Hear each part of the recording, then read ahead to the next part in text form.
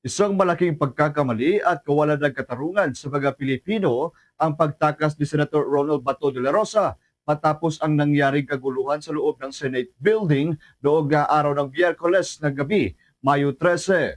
Ito ang sinabi ni Representative Rene Co ng Kabataan Party List sa naging panayam ng Bombo Radio Cebu.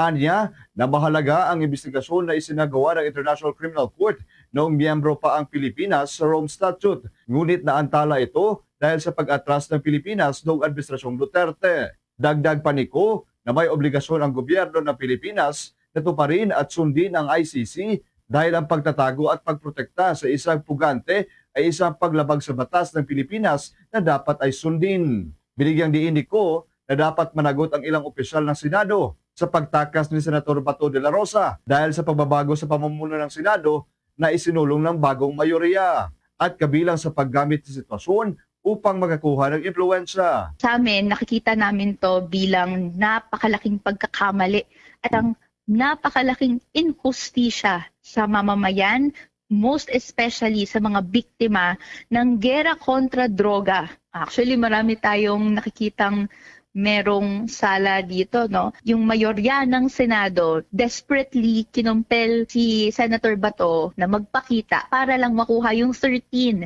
na kailangan nila. Tapos, ngayon, ginamit yung panahong ito para hanapan din ng paraan na makatakas siya sa Senado safely. Mula rito sa lungsod at lalawigan ng Cebu, Bombo Nathaniel Sandoval. This is Bombo Radio Philippines, the #1 and most trusted source of news and information. Basta Radio, Bombo!